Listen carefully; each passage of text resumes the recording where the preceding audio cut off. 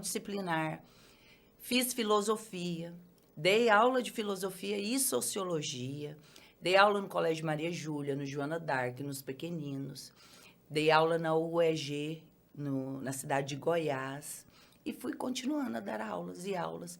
Essa vivência com a sala de aula me oportunizou conhecer a escola um pouquinho mais por dentro. E estar dentro da escola da minha irmã, muito mais, porque eu via ela todos os dias falando sobre uma tal de lista de inadimplência. Só que quando eu chegava para dar aula em outras escolas, a direção falava a mesma coisa. A inadimplência esse mês está grande, a inadimplência é algo insustentável.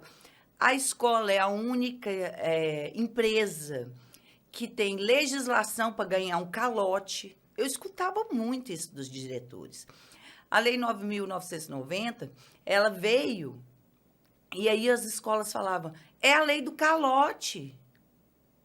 Aí eu ficava por entender, gente, é a lei do calote. Por que essa lei é a lei do calote? Por que as escolas acham que elas não são amparadas na hora de atuar de forma rígida com a cobrança? E comecei a perceber que eles procuravam várias soluções, mas ninguém tinha. Eu ia com a minha irmã para o sindicato das escolas particulares. Quando chegava lá, reunia 100, 150 escolas, todos donos. E eles faziam as pautas da escola particular, falar sobre a questão de PROCON, de fiscalização, mas a metade da reunião era o quê? Sobre a inadimplência. Quanto que está a sua inadimplência? E a sua? Está alta? Nossa, esse ano está demais. Nossa, inadimplência sua. Ó, tu pega muito aluno seu inadimplente. Não, não pega não. Como que a gente pode fazer? Não, não pode criar uma lista negra. Isso é contra a legislação. Realmente, então, nós não temos nada que nos ampare.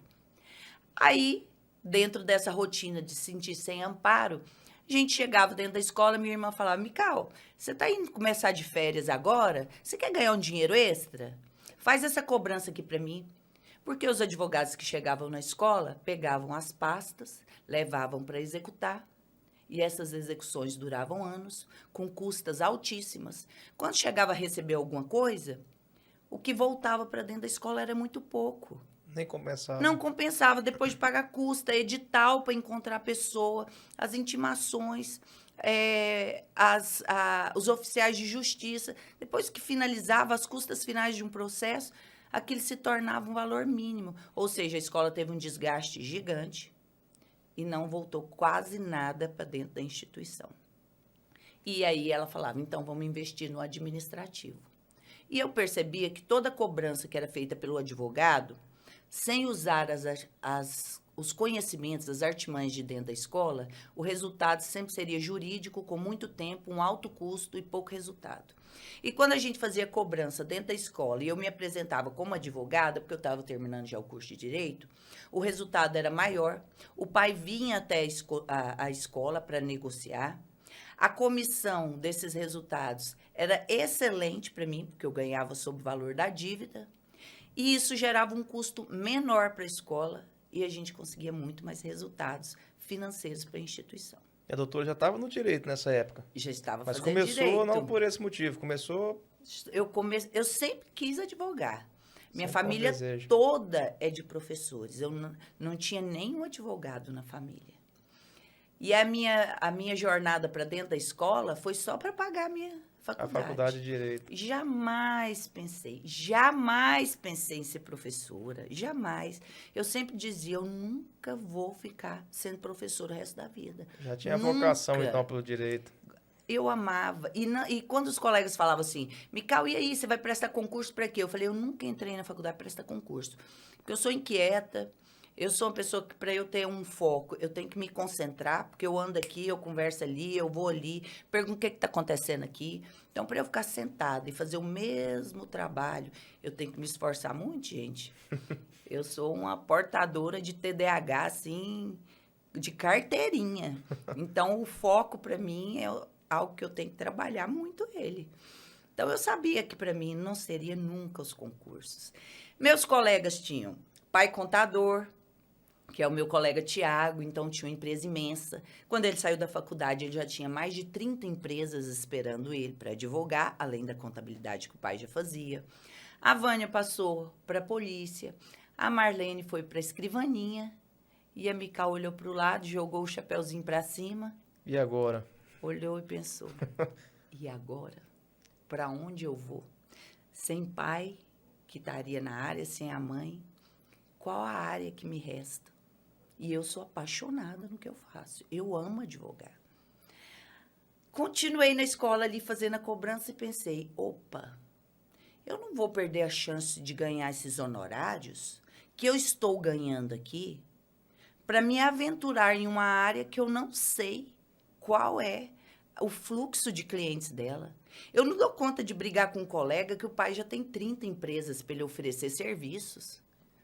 E eu já ganho honorários nessa área aqui. Comecei a fazer um trabalho com método mesmo. Como que eu fazia, com rotina, consistência, como que eram os gatilhos que eu falava com os pais. Quando ela ia entregar nota, separava os inadimplentes, pegava nota em outra sala. Aí eu comecei a perceber como aquilo ali trazia uma certa insatisfação nos pais. Não faziam ele pagar.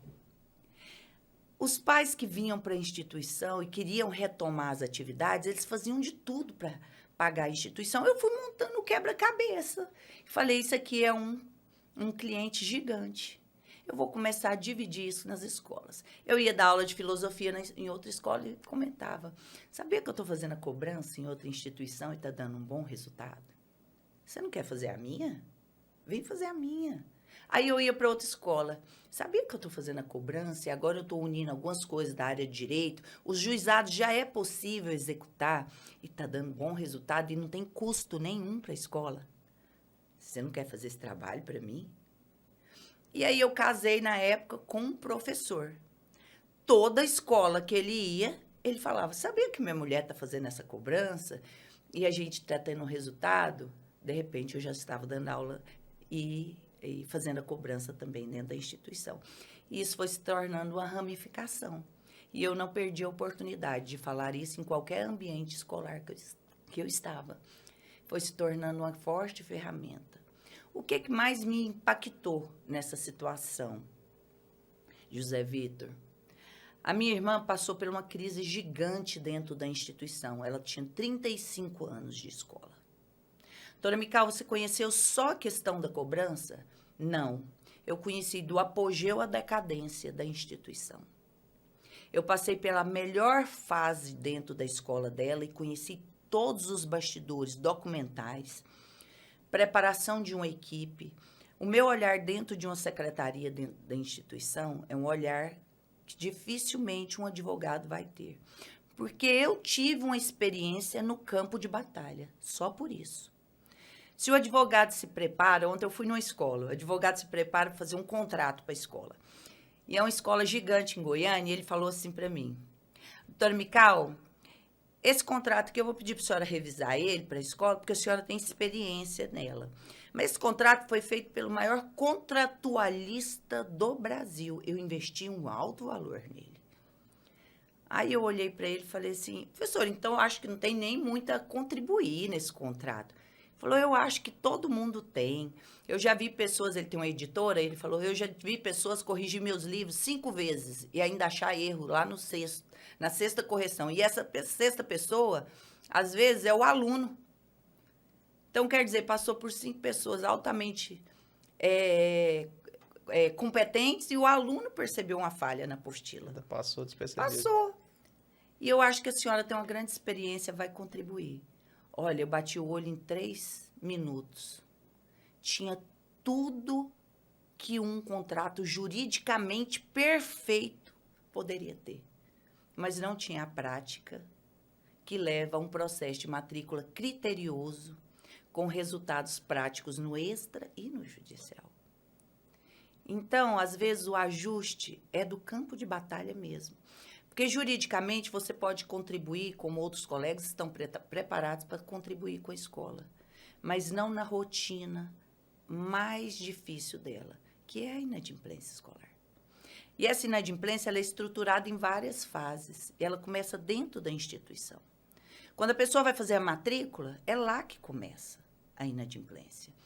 Quando eu fui percebendo, com a minha experiência, amarrando essas experiências dentro das escolas, eu falei, eu vou criar um passo a passo para ficar mais fácil isso aqui. Tá muito difícil ficar olhando as escolas, ficar estudando uma por uma. Não, eu vou criar um passo a passo. E aí eu fui criando um passo a passo. Meio período na escola, meio período no escritório. Aventurando. Já larguei boa parte do meu salário na CLT aí. E eu tinha acabado de casar. Lembro como hoje que ele falou assim para mim, você não vai largar uma renda fixa para aventurar nisso não, né? Eu olhei assim para ele e falei, vou. Já viu o E ele olhou e potencial, falou né, assim, no não negócio. vai não. E ele é um concurseiro da área de história, mas são 3 concursos, então segurança para ele era muito importante. A gente tinha acabado de casar. E ele falou assim, você não vai abrir. Eu falei, eu vou abrir. Então, vou abrir mão de meio período. Ele falou, o que você está fazendo é loucura, não dá certo. Todo mundo está brigando nesse mercado a paulada, isso não vai dar certo. Eu falei, meio período eu arrisco. Fiquei mais 1 ano na sala de aula, depois não dei conta mais de continuar só com o escritório, só parte desse período, porque se tornou um escritório que fazia trabalho para a maior parte das instituições de Goiânia. E eu fui aprimorando meu método, que é o método REC, Recuperação Escolar de Crédito Continuada. E ele tem um passo a passo. Se você seguir o passo a passo, não tem erro. Não tem erro. Agora, ele não é isolado. Ele precisa do gestor, precisa de ser criado dentro da secretaria e ele vai morrer só lá no financeiro. Tem todo um processo, né? E o lugar do advogado é dentro da escola.